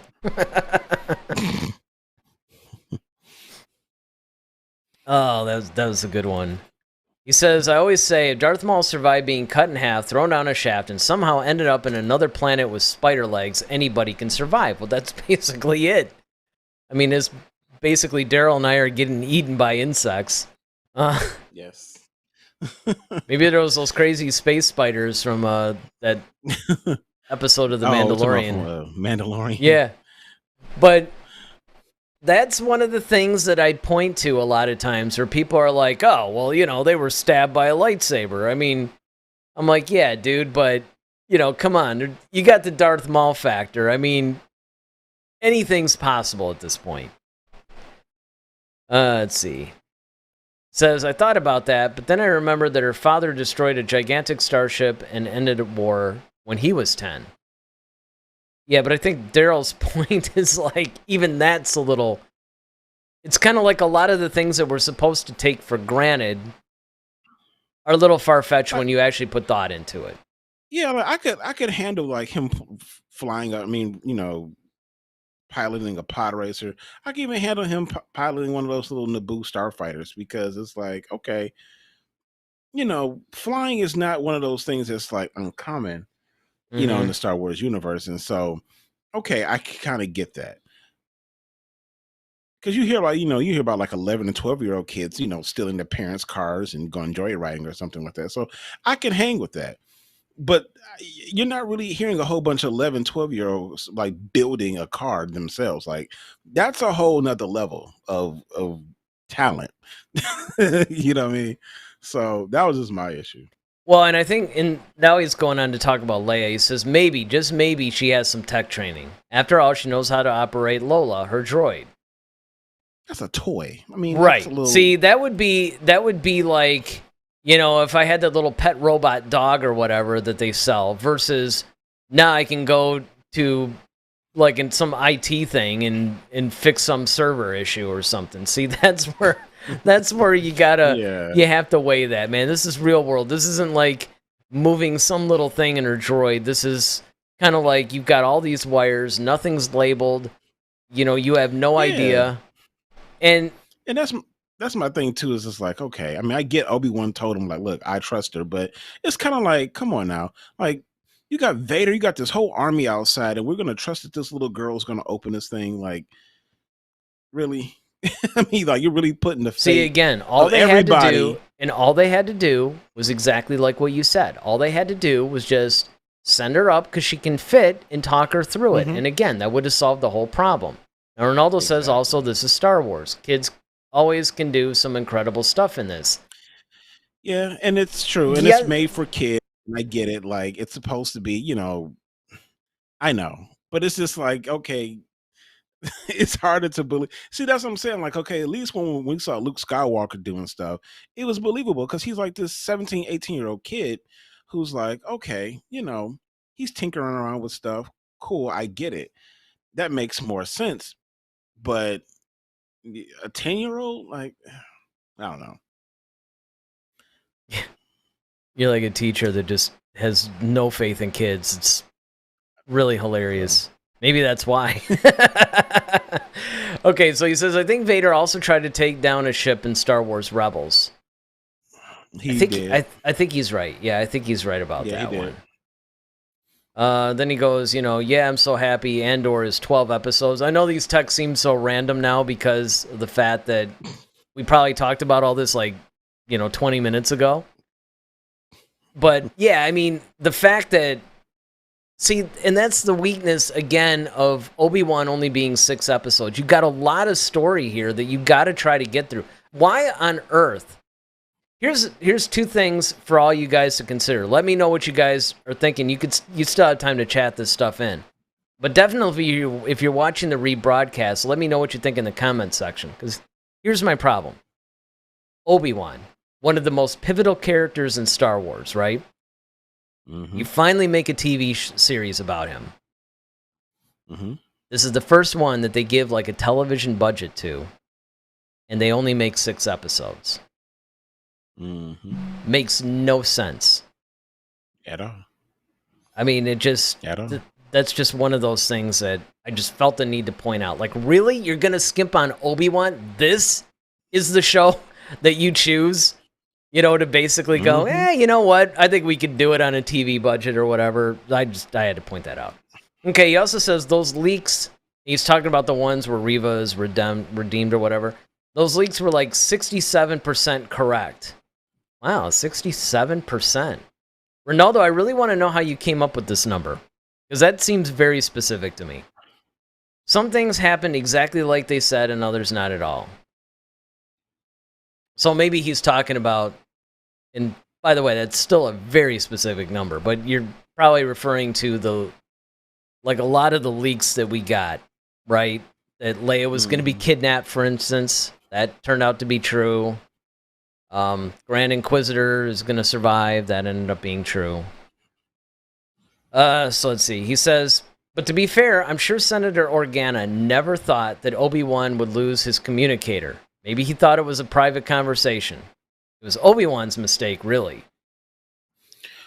Well, yes, but I mean, like, once again, he's out here possibly trying to save your daughter. He could possibly gotten kidnapped, or he got captured and they took all his stuff from him, and now your mess is popping up to him like, oh yeah, by the way, did you get the kid on Tatooine? Like, I'll go to Tatooine and get the boy. This is supposed to be the universe's really best kept secret here. Yeah, and this is like, okay, and who he's going to be around. Like, he's going to be around the Empire, whom you're trying to hide everything from. Like, well, why would you do that? In his defense, maybe not, though, because remember that when she was first kidnapped, it seemed like it was just like these random pirates or whatever that were doing it. But the bounty hunters, yeah. Yeah, but I mean, even that point, and yes, you can argue that, I guess, but still, I mean, you do err on the side of caution, right? I mean, yeah. It's kind of like, listen, whenever any of these people are caught, some teacher's like nailing her student or something like that, or you get all these people, what do we always say? Never text this stuff. Don't start sexting with 10-year-old kids or something stupid like that. I mean, it's like, listen, once you put that stuff out there, once it's able to be captured by some computer or something, like, the phone companies like bringing down all your, you can't undo that. There's no plausible deniability anymore. If you're going to do anything illegal, never put it in writing of any kind. So don't make a recording, and especially like a lot of the stuff that he's saying, I mean, hopefully the kid on Tatooine, it's like, really, dude, you couldn't be a little bit more covert than that? I mean, then you told him it was a boy, and yeah, right. I mean, you're sitting there and you're basically, I mean, you're kind of putting it out there. You might as well just said, hey, man, I hope Luke Skywalker is cool. I mean, it's, I don't know. I'll go to Owen's house and check on him. Christ's sakes. Exactly, but make sure you don't tell Vader. I mean, it just, I don't know. I had problems. All right. Ronaldo goes on to say, it would be hard to find a time to kill Vader. See, that's kind of my point. Maybe she thought she was strong enough. Obviously, she became Grand Inquisitor after all for 10 minutes. Remember, dark side guys have a big ego. Yep.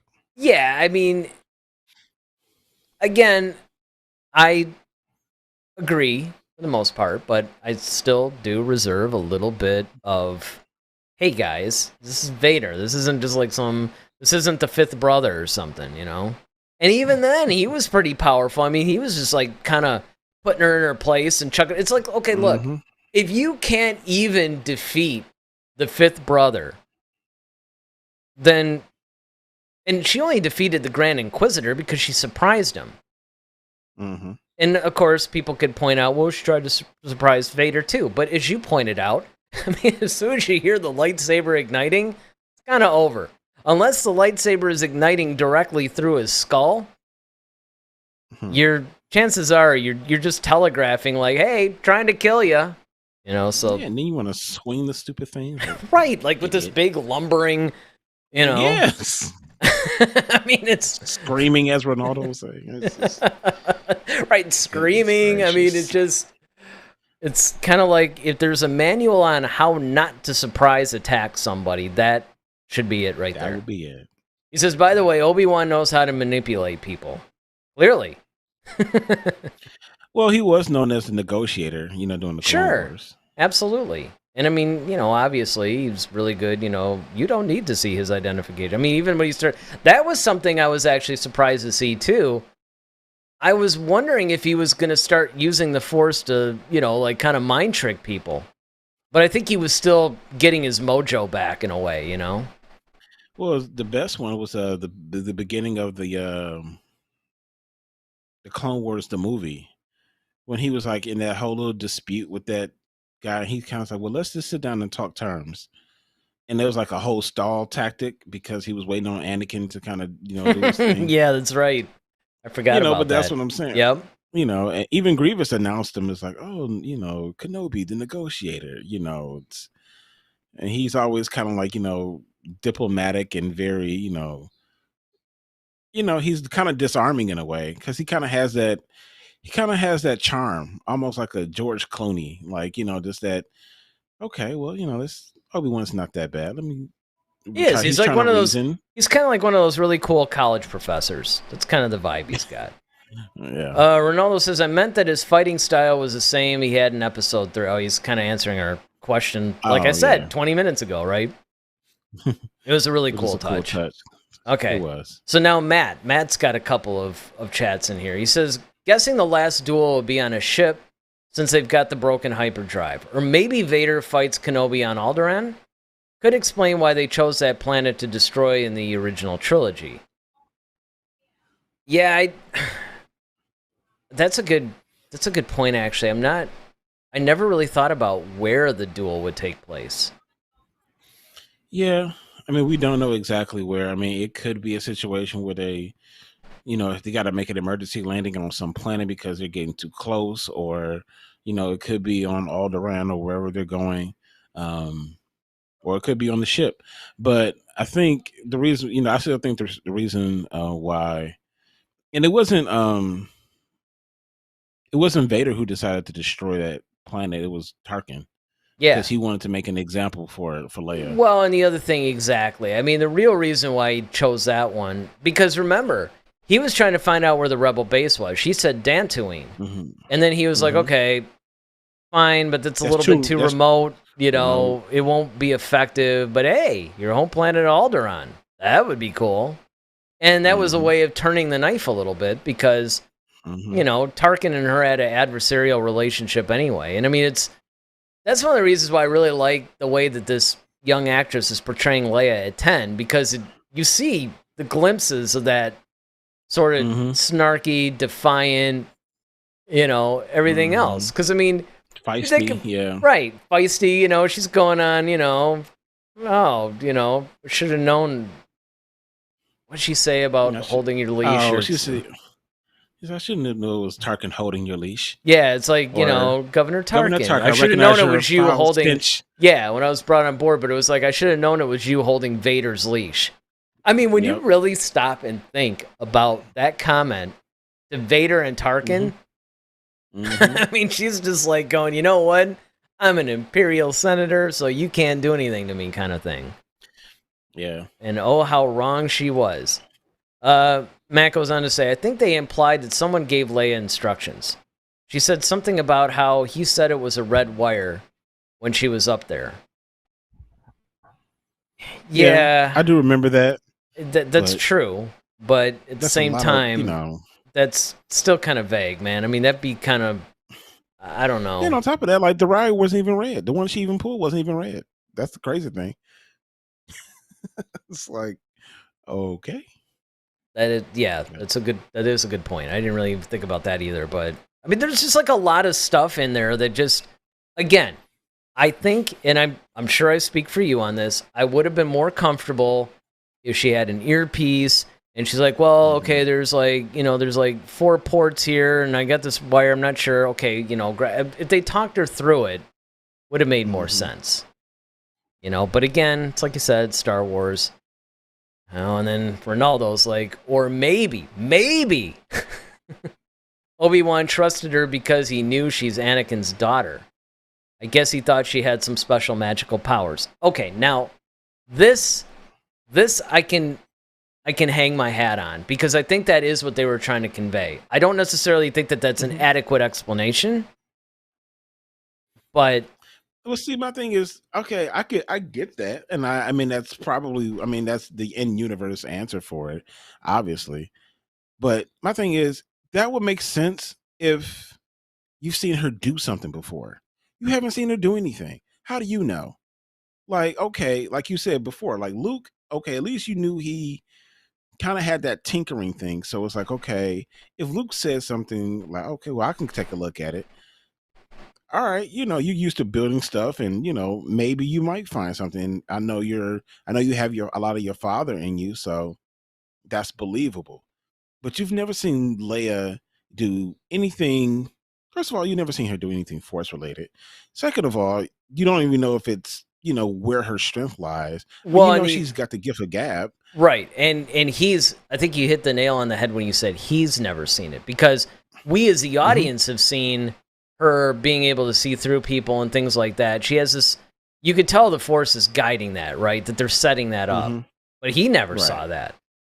Exactly. I mean, it's like, listen, if we need a table set, we'll give you a call. I mean, because that's kind of what princesses do in that world. Yeah, exactly. So, yeah. Oh, I'm probably going to get a lot of comments tonight. So, Ronaldo said, I just tried to count how many things they got right or wrong and came up with that number, I guess. So, he's talking about the 67%. 7%. All right. Well, you know what? You could just type out that formula that you use. That'd be awesome. Oh, let's see. He says, you know what? Obi-Wan failed to negotiate? Satine's love. Oh. Nice, Ronaldo. That was, yeah.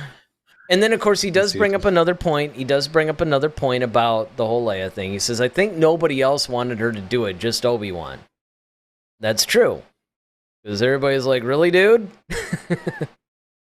And That's true. And that is, I will give you that. That's so it wasn't, and I knew it had to be something, because even though I did think it was a little far-fetched, it wasn't enough to actually pull me out of the whole episode. Like, I wasn't freaking out about it. Although I do remember at the time that I was watching it, I did say to myself, like, all right, this would have made a little bit more sense if it was Luke. Like, I don't hate it. I get what they're trying to do, and it's like, whatever. But yeah, I think I would have felt more comfortable if it had been Luke. Mm-hmm. All right, so final thoughts on this thing. Wow, we're almost at like a 2-hour episode today. Yeah, again. I know, it's getting to be like the old days. Final thoughts. I mean, like I said, with all the problems, it was still a really good episode. I mean, it definitely advanced the story. We got to see some cool Vader stuff. We got the good flashback scenes, which explained, like Obi-Wan still knows his Padawan.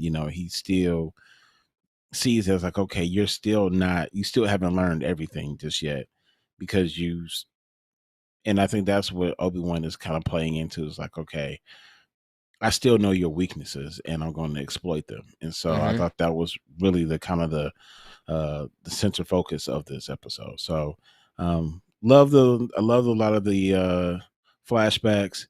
Didn't like so much, you didn't de-age to make it look more realistic.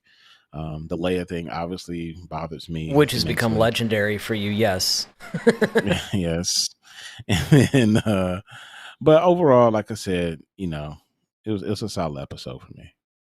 Ronaldo is giving it a 7 out of 10. What are you going to give it? I'll agree with that. I'll give it a 7.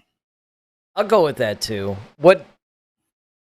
I guess I'll give my thoughts now, and then I'll ask you this other question. So, pretty much, I mean, not to be lazy, I'm going to echo a lot of your stuff. The only thing that I will say, though, is that there was a lot of really cool things about this episode that I really liked. I liked the fact that it did advance the Force powers. It did.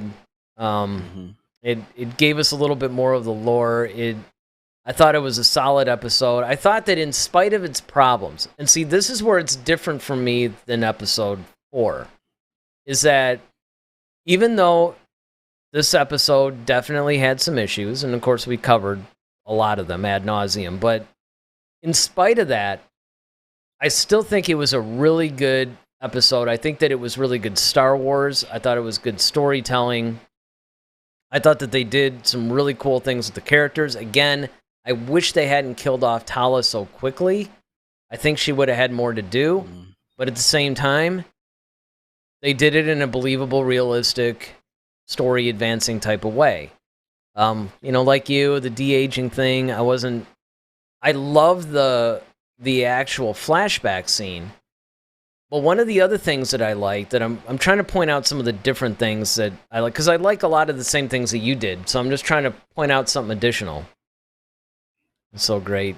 You totally look like you got I look like sort a of madman. Yeah. I know. I look like a madman just swatting at the air. It's wonderful. It kind of looks like you got some sort of weird mental issue or something. It's wonderful. And the comments are going to keep coming. But yep. I like how when you brought up the fact that Obi-Wan still knew how to thwart Anakin, I think what's really cool about this episode that I haven't heard a lot of people talk about is that now you have this Obi-Wan Anakin thing, but now they're on opposite sides.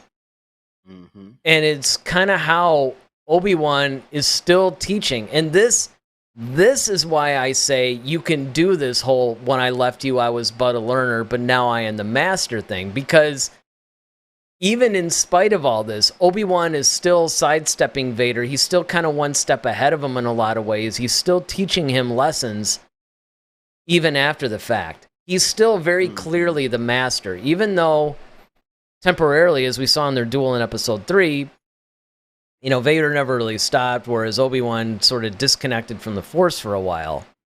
Obi-Wan is still very clearly the one who is the master of this.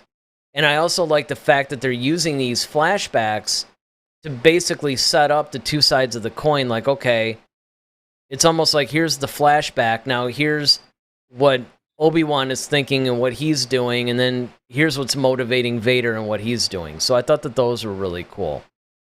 So now, for the next episode, Ronaldo says, the next episode, Obi-Wan will fight Vader, Reva will turn to the light side, and I really hope that Kid Luke survives.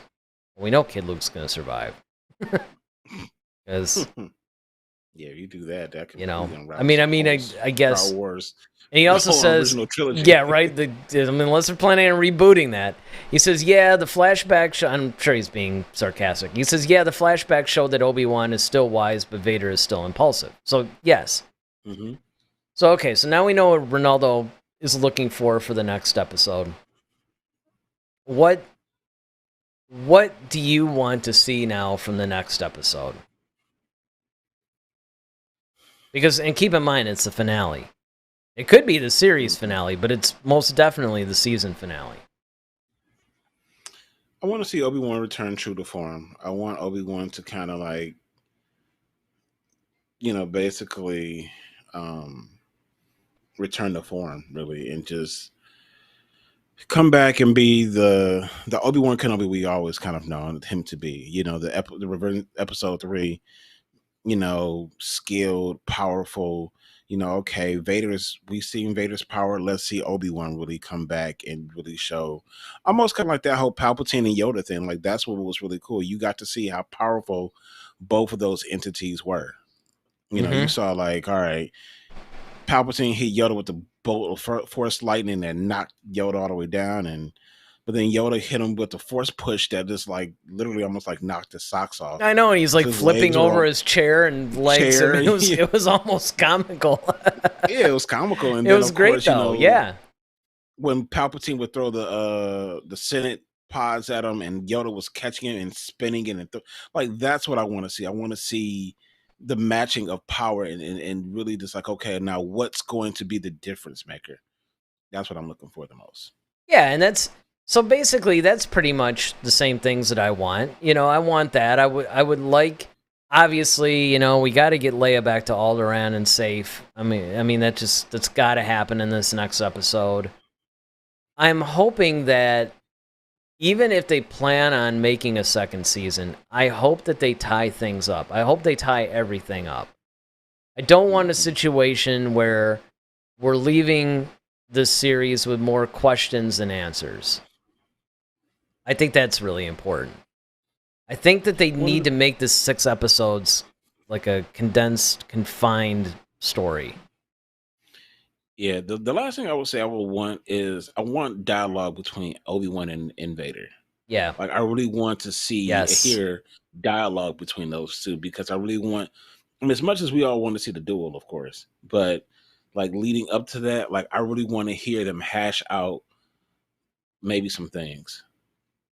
Or I agree. Well, exactly. And it just, right. So it's kind of like Obi-Wan trying to turn him or something. Yeah, exactly. And I mean, again, it should almost be, it's like, okay, if you're going to explore this area and you're going to start to play with the meaning of their dialogue from A New Hope, then give us some good backstory to that dialogue.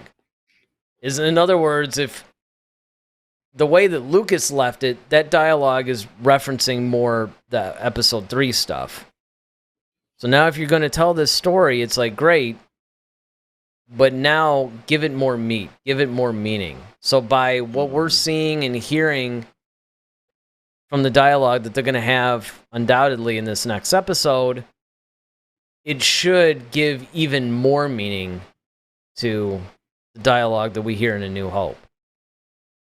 Very much how Rogue One actually puts A New Hope in a little bit of a different light. So that's what I'm hoping. But of course, you know what Ronaldo and Matt K thinks, you know what we think. But what do you guys think? So what we want you to do is put your thoughts, what you thought of this episode in the chat. Well, not the chat, but the comment section. Because we really want to know, what did you think of this episode, episode 5, and what do you want to see from the next episode? That's what we want to hear from you guys in the comment section. And of course, while you're there, hit that like button, hit the subscribe button. We're live every Monday and Friday at 8. If for some reason we can't be live, there'll be some sort of an episode and it'll premiere and we'll chat live with you guys. So you're always going to get some Star Wars from us. So we don't really know, we don't really have any idea what we're doing Friday yet, do we? I mean, I know we're going to have to pre-record it. Oh, you do?